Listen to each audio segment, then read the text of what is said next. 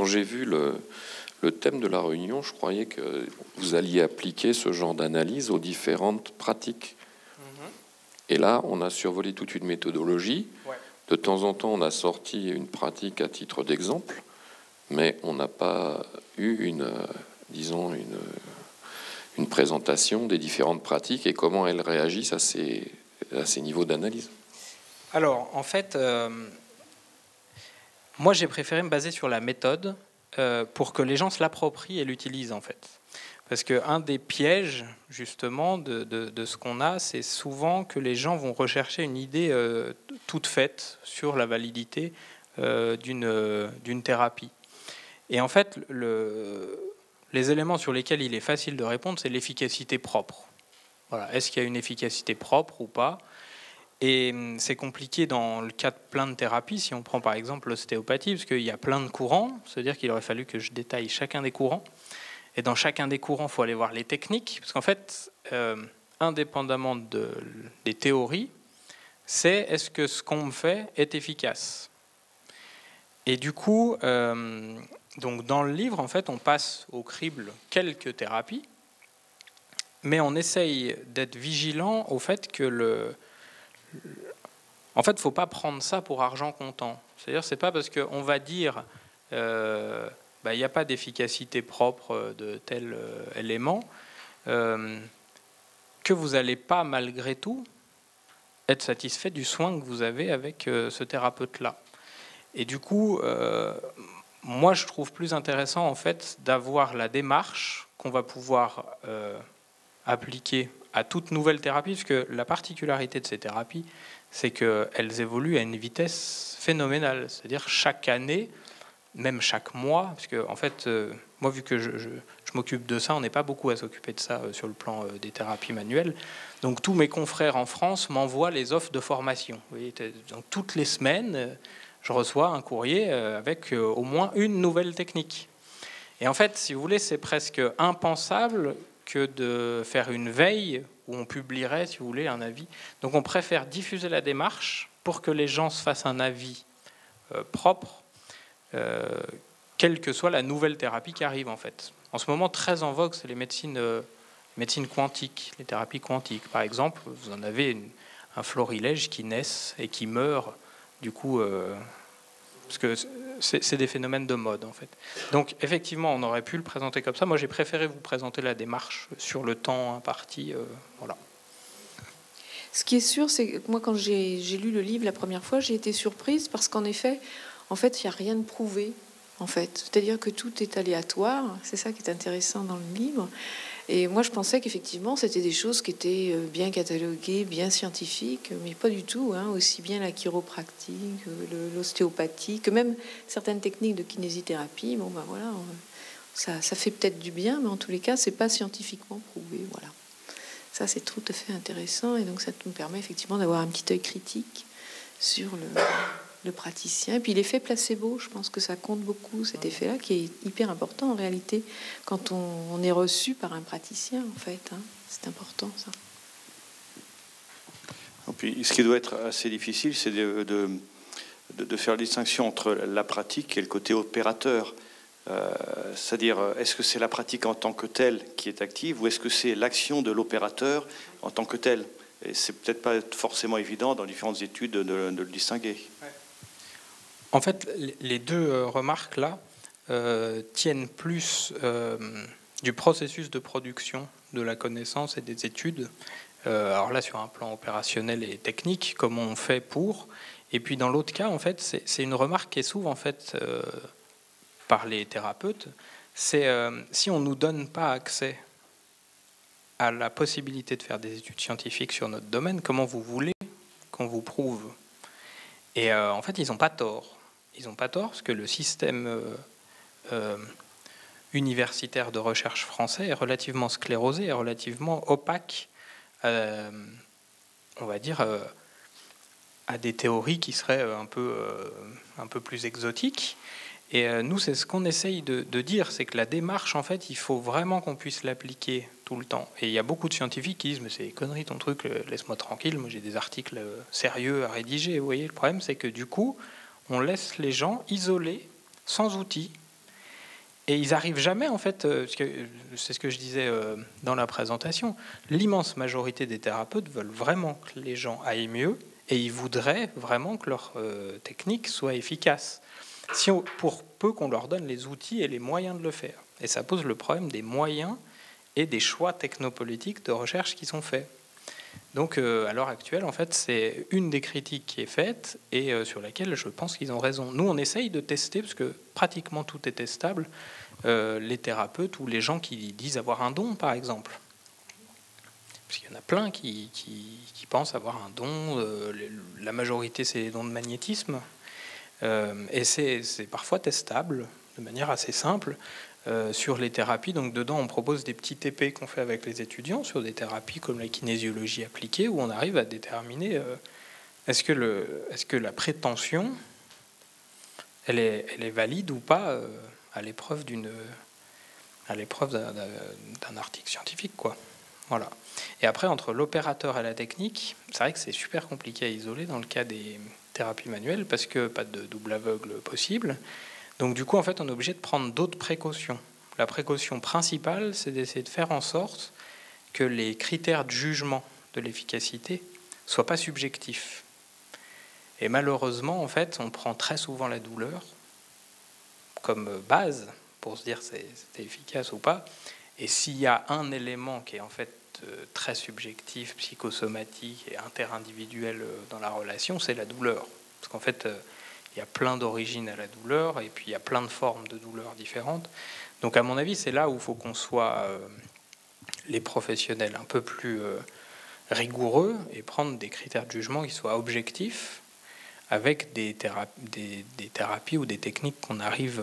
Enfin, en fait, il y a tellement rien, si vous voulez, il faut qu'on commence par quelque chose. Donc on va commencer par le plus petit et le plus incontestable, on va dire, à mettre en place. Et puis après, toute la difficulté des thérapies manuel, c'est que très souvent les gens mêlent une philosophie, un spiritualisme à ça. Et en fait, ça échappe au champ scientifique. Pour ce qu'on a vu, c'est un acte de foi. Si vous prenez par exemple, je sais pas, des choses comme le yoga, en fait, puisque c'est pas possible de distinguer la pratique de la spiritualité ou de la philosophie du yoga, en fait, est-ce que ça tombe dans un champ ou dans l'autre, en fait? Vous voyez, c'est très compliqué à évaluer ce genre de choses. Donc on peut isoler la technique, sauf que quand on le fait, généralement, les gens disent « bah oui, mais nous, c'est pas une technique, en fait, c'est une philosophie globale. » Et puis du coup, c'est un savon glissant, quoi. Ça nous échappe, on n'a plus rien à en dire. Mais c'est juste que derrière, il ne faut pas prétendre une efficacité, parce que ça, ce serait un type scientifique. Je ne sais pas si je suis très clair, si. Le micro. Et du coup, voilà, la grande majorité des thérapies manuelles mêlent des aspects techniques et des aspects spirituels, de philosophie, etc. Et il y a beaucoup de courants, typiquement l'ostéopathie ou l'éthiopathie à l'heure actuelle, où il y a des guerres un peu internes, où certains disent non mais faut arrêter, faut abandonner le versant religieux, philosophique, et se concentrer sur les choses très mécaniques. Typiquement, le cas le plus criant, c'est l'ostéopathie à l'heure actuelle, où en fait il y a plusieurs courants dans l'ostéopathie. Le fondateur, c'est quelqu'un qui s'appelait Andrew Taylor Still, qui était vraiment donc fin 19e. Donc lui, c'est quelque chose de... Il date le jour de la naissance de l'ostéopathie, hein, parce que c'est Dieu qui a créé l'ostéopathie, lui qu'en est qu'un vecteur. Mais en fait, tout ce qui, après, a été fait, vous voyez, à quel moment on le raccroche à ça? Peut-être que ça n'a plus rien à voir, en fait, l'ostéopathie de Still, et puis ce qu'on appelle l'ostéopathie maintenant. Et du coup, bon, je pense qu'il faudrait pousser un petit peu plus la réflexion, mais un des éléments qu'on a soumis d'ailleurs au diplôme là-dessus, c'est de se dire, si on fait le tri entre les différents courants de l'ostéo, on s'aperçoit que le crânio-sacré effectivement apporte pas de preuve d'efficacité depuis très longtemps, toutes les académies de médecine semblent le dire. Le viscéral, c'est quelque chose d'un peu nébuleux, mais où ça n'a pas l'air d'être le cas. Du coup, il reste ce qu'on appelle l'ostéopathie plutôt structurelle, ou ce que nous, ce qu'on va dire l'immense majorité des gens entendent par ostéopathie, c'est-à-dire bouger les os, faire craquer, voilà, donc en gros les muscles, les articulations, les os. Mais du coup, qu'est-ce qui les distingue d'autres thérapies, comme par exemple la kiné?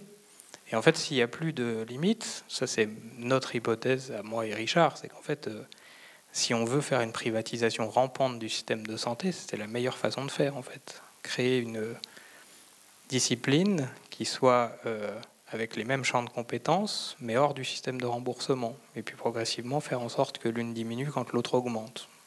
Donc en fait, vous avez transféré la santé gentiment d'un secteur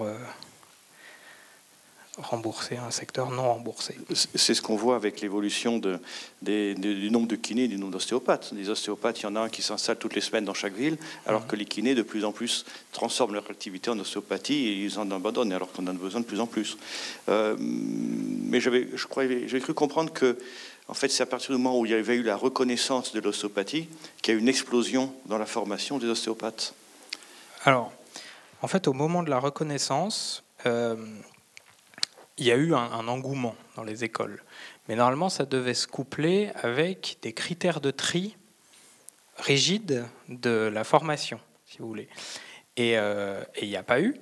Et à l'heure actuelle, en fait, donc là, il y a eu une réforme de la formation en ostéopathie qui a été actée, hein, qui est sous forme de décret. Et si vous voulez, si vous regardez le contenu, c'est frappant à quel point c'est un copier-coller du contenu des études de kiné.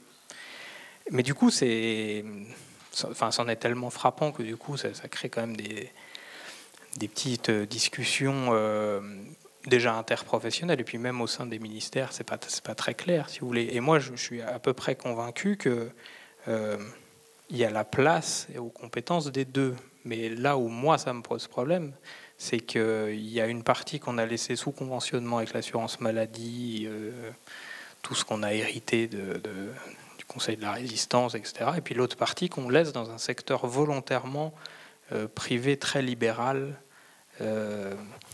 et d'ailleurs qu'on n'associe pas au Code de santé publique, vous voyez. C'est-à-dire que, mais j'espère me tromper, mais si je voulais privatiser cette partie-là de la santé, je ne m'y prendrais pas autrement, quoi. Donc le problème, quand je discute avec un ostéopathe, généralement, on finit par aboutir à la conclusion que le problème, il est politique. Il est ni épistémologique, ni scientifique. C'est-à-dire que les techniques qu'on fait, c'est quasiment tout le temps les mêmes. Les quelques arguments, en fait, généralement, ils s'effondrent un peu d'eux-mêmes. Bah oui, mais nous, on prend en charge le patient dans sa globalité. Bon, bah, en fait, depuis Hippocrate, tout le monde fait ça, si vous voulez. Donc, c'est une espèce de renaissance. Et en fait, c'est tout le monde. Donc, c'est un argument qui ne tient pas beaucoup. Il y avait l'argument de la manipulation réelle, autorisée, c'est-à-dire le cracking, qui était autorisé dans le cadre de la pratique ostéopathique et qui ne l'était pas dans le cadre de la pratique kiné. C'est plus le cas déjà depuis l'an dernier, puisqu'il a été réaffirmé que la manipulation dans des amplitudes physiologiques était autorisée aussi. Et puis dans tous les cas, en fait, on s'en fout, puisque toutes les études ont montré que ça craque ou que ça craque pas, ça marche pareil, en fait. Donc, bon, c'est encore une différence qui s'amenuise. Donc, je crains que la seule différence, elle soit politique. Enfin, du système qu'on veut de santé, quoi. C'est un petit peu dans le fil de ce que vous venez de dire. Qu'est-ce qui fait qu'une méthode est remboursée par la sécurité sociale et une autre pas? Si je ne me trompe pas, par exemple, les actes dispensés par les kinés sont pris en charge par la sécurité sociale. Par contre, les actes d'ostéopathie ne le sont pas, si je ne me trompe pas. Alors, pourquoi? Est-ce qu'il y a une notion de recul? Est-ce qu'il y a du scientifique là-dedans, une analyse? Voilà. Non, je crains que le scientifique ait malheureusement rien à voir là-dedans. Alors, déjà, il y a une tradition historique, c'est-à-dire que historiquement, la kiné est remboursée du fait de sa constitution historique. En fait, c'était les auxiliaires médicaux dans l'armée à l'époque, donc c'était des gens plutôt d'un service public. Donc, en fait, initialement, les kinés étaient issus d'une tradition publique, on va dire. Et en fait, ce qui crée le remboursement, c'est le conventionnement avec l'assurance maladie. Ça n'a donc rien à voir avec l'acte qui est réalisé pratiquement, puisque vous avez des kinés qui volontairement se déconventionnent.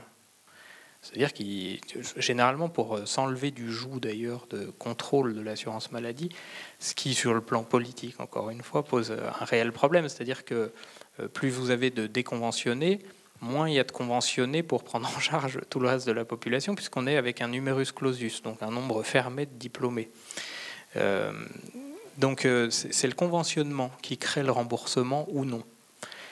Voilà. Alors, avec d'autres éléments, c'est-à-dire que les patients, encore une fois, on leur explique pas très bien, parce qu'il y en a beaucoup qui me disent « oui, mais maintenant, l'ostéo, c'est remboursé par les mutuelles ». Bon, alors, déjà moi, j'essaye d'être vigilant et de faire en sorte que mes patients appellent ça des assurances complémentaires privées, parce qu'elles n'ont plus rien de mutuel, en fait, malheureusement. Et l'autre point, c'est que, indirectement, ils le payent, en fait. Mais on s'en rend... moins compte, si vous voulez, c'est une pilule qui passe plus doucement. Et là où c'est problématique, c'est que les gens associent le fait que maintenant les assurances complémentaires privées le remboursent à un gage d'efficacité. C'est-à-dire, puisque c'est remboursé, c'est que ça doit être efficace, vous voyez. Et en fait, c'est très compliqué parce qu'il faut bien distinguer l'efficacité du taux de remboursement, qui est une réelle décision politique. Je prends un autre exemple qui peut peut-être faire débat, mais par exemple... le remboursement de l'homéopathie est un problème en soi, puisque c'est un médicament qui ne passe pas par les mêmes fourches codines que tous les autres médicaments. C'est-à-dire qu'il y a une loi spécifique pour ça. Et il n'y a qu'en France que ça existe, le remboursement de l'homéopathie. Donc vous voyez, en fait, c'est des décisions lobbyistes ou politiques et qui n'a rien à voir avec ce que nous, on défend, une démarche débarrassée de toute idéologie et de tout intérêt financier. Ouais. Voilà, donc le remboursement, il ne faut pas le confondre avec la reconnaissance et il ne faut pas non plus le confondre avec l'efficacité. Voilà. Oui, merci. Maintenant, j'ai enfin compris la question de départ, pourquoi on n'a jamais voulu savoir, puisque c'était le titre. Donc, je crois que votre démonstration, qui est très universitaire et d'une cohérence parfaite, a répondu à la question, parce qu'en fait, on a, je crois, appris pas mal de choses. Alors, je pense qu'il faut en déduire qu'il faut tout de suite demander que les placebos soient remboursés par la sécurité sociale. Ça devient un problème important. Donc, votre démonstration tendrait à prouver qu'on a intérêt à utiliser un maximum de placebos. Eh bien, en fait, le placebo, on l'utilise quoi qu'il arrive à partir du moment où on consulte. Il faut juste exiger qu'en plus de ça, on puisse avoir la meilleure solution possible à ce moment-là. D'accord. C'est là où, en fait, la question du placebo, elle peut se distinguer, et c'est comme ça qu'on le présente un peu dans le livre. Est-ce qu'il est légitime de proposer un placebo à un malade ? En fait, selon nous, il y a plusieurs cas de figure. Il y a, est-ce que j'ai autre chose en face du placebo qui est efficace ? Dans ces cas-là, c'est quand même pas très éthique de ne pas proposer la solution la plus efficace, sauf si, en l'ayant explicité au patient, c'est lui qui en fait le choix. Et malgré tout, se posera la question, s'il fait le choix de la technique la moins efficace, est-ce que c'est à l'ensemble de la société de supporter le coût ? Vous voyez ? Et ça, c'est des questions sur lesquelles chacun d'entre nous... c'est un vrai débat, quoi. Par contre, quand on n'a rien d'efficace, c'est-à-dire qu'il y a des pathologies où rien n'a prouvé réellement sa supériorité par rapport à tout le reste. Dans ces cas-là, il nous semble légitime de présenter les options au patient en lui disant, voilà, moi je vous propose ça. Par contre, attention, il n'y a pas de preuve que c'est efficace en soi. Je vous propose ça, je vous propose ça, je vous propose ça. Et puis un autre truc qui est intéressant avec le placebo, que je n'ai pas encore évoqué, c'est que quand le patient sait que c'est placebo, ça continue de marcher. Ça marche un peu moins bien, mais ça continue. Et du coup, un des éléments qui est intéressant, c'est de ne pas rendre les gens dépendants au thérapeute ou au placebo. Ce qu'on observe beaucoup, il y a beaucoup de gens qui se rendent dépendants du placebo. Avec souvent d'ailleurs comme argument de dissonance cognitive, de dire « ouais, mais c'est pas très cher ». Oui, mais en fait, est-ce que c'est vraiment le problème, que ce soit cher ou pas cher ? C'est pas ça le fond du problème. Donc on essaye, en tout cas on défend cette démarche, moi j'essaye de le faire au maximum dans ma pratique, et encore une fois, il y a plein de limites, et il y a des fois où je le fais pas, et il y a des gens avec qui je me bats pas. pour tout ça, si vous voulez. Discuter de thérapie alternative, j'ai arrêté de le faire à Noël en famille, si vous voulez, parce que c'est à peu près certain que vous fâchez avec tout le monde tout le temps. Donc j'arrête, je lâche, quoi. Je dis, tant pis, pendant une semaine, je vais mal vivre tout ça. Et avec les patients, en fait, ce qui est intéressant, c'est de leur dire, on essaye ça, et progressivement de leur dire, vous savez, vu qu'il n'y a pas de preuve, moi je vous propose, par exemple, qu'on diminue. Puis si ça va toujours aussi bien, je vous propose qu'on arrête. Puis en fait, on se rend compte que vous n'allez pas moins bien, quoi. Et ça marche plutôt pas mal. Ça marche dans des cas indépendamment des patients, mais nous, il y a pas mal de montagnes vers Grenoble. On emmène souvent les enfants au ski, en bus, avec des écoles ou des choses comme ça. Et généralement, première sortie, tout le monde vomit, si vous voulez. Vous mettez du scotch sur les nombrils, deuxième sortie, plus personne vomit. Donc c'est le placebo parfait, le scotch sur le nombril, sauf ceux qui ont vraiment ce qu'on appelle une cinétose, donc une pathologie du mal des transports, où eux, ils vomissent quoi que vous fassiez. Mais du coup, tous ceux que vous avez récupérés sur la deuxième séance, ce qui est intéressant, c'est progressivement de leur faire comprendre qu'en fait, le scotch, il sert à rien et qu'eux-mêmes sont capables de contrôler. Et voilà, et ça prend généralement toute la saison de ski pour qu'ils y arrivent, mais à la fin, ils y arrivent. Et on trouve ça intéressant comme démarche, de faire que les gens se réapproprient ça. Et de la même manière, sur leur douleur, ce qu'on trouve intéressant, c'est que les gens se réapproprient le contrôle de leur douleur. Parce que, quand je disais tout à l'heure, en fait, les gens consultent parce qu'ils ont mal, mais souvent, ce qui les gêne le plus, c'est que cette douleur-là, elle a des impacts sur leur vie quotidienne. En fait, si ça n'avait pas d'impact, les gens arrivent à supporter des taux de douleur qui, moi, m'étonnent, en fait. Par contre, ils disent, mais par contre, je ne sors plus. Voilà. Et faire en sorte, en fait, que ce soit eux qui décident, et pas la douleur qui décide pour eux, c'est des éléments qui sont assez intéressants sur le plan thérapeutique. Un supplément. Tout ce qu'on a évoqué, on a tourné, sauf au début de votre exposé, on a tourné sur ce qui était français, la Sécu, enfin, on a parlé dans l'Hexagone. Mais vous avez bien expliqué au départ que certaines thérapies étaient reconnues dans des États, dans des coins du monde. Vous avez cité un exemple où seule la France et le Brésil existaient pour cette thérapie-là. Ça veut donc dire qu'il faut beaucoup relativiser beaucoup de ces thérapies. Eh bien, oui, parce que si une thérapie se révèle plus efficace que tout le reste sur une pathologie, il n'y a aucune raison qu'elle ne soit pas globale, en fait. Il n'y a aucune raison qu'elle ne soit pas... Sauf, là c'est un autre point, sauf en fait à ce qu'on l'empêche de le devenir. Je vais vous prendre des exemples hyper simples. Vous prenez une thérapie qui est créée en Nouvelle-Zélande par un kiné. Cette thérapie fonctionne, toutes les preuves d'efficacité montrent qu'elle est plus efficace que le reste pour soigner par exemple la lombalgie. Théoriquement, on pourrait se dire, très bien, tout le monde va pouvoir bénéficier de cette technique. Sauf que pour gagner de l'argent, le fondateur de la technique, il va privatiser la formation.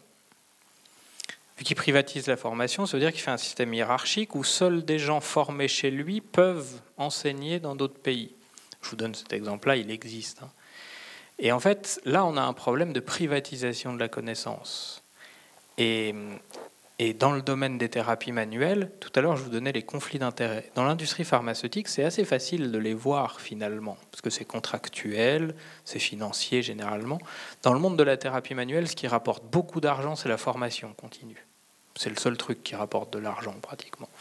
Donc, en fait, la privatisation de la connaissance, c'est notre industrie pharmaceutique à nous, si vous voulez. Et les conflits d'intérêts, ils sont là. Et c'est là qu'il faut aller lutter contre. Mais c'est d'une difficulté incroyable, d'autant que certains pays considèrent que la propriété intellectuelle ou que le brevet est quelque chose de sacré auquel on ne peut pas toucher. Donc, par exemple, les États-Unis commencent à breveter les techniques médicales.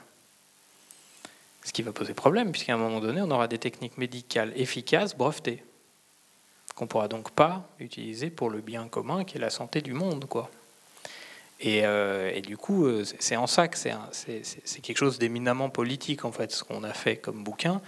Là, je ne l'ai pas abordé, mais il y a vraiment des phases d'analyse politique et de proposition de solutions politiques qui sont parfois, on nous l'a reproché, peut-être un peu radicales, hein, mais cette privatisation-là de la connaissance, en fait, elle est péjorative à tout le monde, et c'est l'apanage de quelques-uns. Si on prend le processus de connaissance scientifique, et ben ça pose problème du monde de l'édition, en fait, où vous avez 2-3 gros éditeurs privés qui profitent du système de publication scientifique. C'est-à-dire qu'à l'heure actuelle, les chercheurs payés par du public, ils écrivent des articles relus par des experts payés par du public, vous voyez. Puis en fait, vous le publiez dans une revue qui, elle, est privée. Et du coup, l'université doit racheter le papier produit par son propre chercheur, si vous voulez. Et ça crée des trous de budget dans les universités incroyables qui fait qu'en fait, on a des frais d'inscription galopants. C'est-à-dire qu'on paye, les étudiants payent plus cher pour avoir accès à de la connaissance qu'ils vont eux-mêmes produire. C'est un système qui est incroyable, si vous voulez. Mais tout le système est monté pour être comme ça, capitalistique. Et le système des chercheurs, moi, j'ai arrêté de faire de la recherche au sens conventionnel du terme dans les laboratoires institutionnels, parce que en fait, c'est un système boursier, si vous voulez. C'est un système boursier où votre valeur, c'est votre nom en tant que chercheur. Il faut faire prendre de la valeur. Vous avez des OPA, c'est exactement le même système, c'est atroce. Et donc, vous avez une sorte de notation. Donc, les gens, quand ils se rencontrent en colloque, ils demandent quel indice t'es. Vous voyez, c'est horrible comme façon de classer. Et donc, c'est en fonction du nombre d'articles que vous avez, du nombre de fois où il sera cité. C'est quelque chose d'assez terrible. Donc, pourquoi quelque chose d'efficace ne diffuse pas? Souvent, c'est pour ces raisons-là, qui sont vraiment pas bonnes. Mais voilà. Et puis, on a eu la même discussion sur où publier ça? Où publier ce livre? Est-ce qu'il fallait le mettre en libre? Est-ce qu'il fallait le mettre dans une maison d'édition? Est-ce qu'il fallait que la maison d'édition soit petite? Mais si elle est petite, il faut que le livre soit plus cher, donc moins accessible, vous voyez. Donc en fait, tout ça, en fait, on l'a débattu, raisonné, et notre démarche est toujours d'être transparent. Du coup, en fait, on a tout mis dans le livre. On a expliqué pourquoi cette maison d'édition, on nous a expliqué les réponses que nous ont fait certaines maisons d'édition, qui étaient absolument ahurissantes. On a expliqué pourquoi pas une grosse maison d'édition, même si le livre aurait été moins cher. Et puis on explique le prix du livre, le fait que tout le monde est payé dans l'histoire, ce qui n'est pas le cas des articles scientifiques. Voilà. Donc on le dit en toute transparence. D'autant qu'on donne, alors ça fait toujours très... Et du coup, les droits d'auteur sont versés au collectif pour nous. Du coup, ça enlève un conflit d'intérêts, ça nous arrange bien. Mais l'université de Grenoble est soutenue par le système universitaire, par la région, enfin, par des structures un peu plus nationales. Ouais, c'est-à-dire l'État. L'université de Grenoble puisque vous êtes édité à Grenoble. Ah mais là, c'est les presses de Grenoble qui n'a rien à voir avec l'université. Hein. Ah mais elle s'appelle presse universitaire, dont le mot universitaire est galvaudé. Ouais, en fait. Mais parce qu'en fait, historiquement, c'était les profs de la fac qui l'avaient monté. Et maintenant, si vous voulez, c'est un système qui est un peu l'équivalent des scopes. C'est-à-dire que chaque auteur devient titulaire de part sociale de l'édition. Oui, mais en tout cas, on essaye d'être transparent sur comment ça marche, etc. quoi.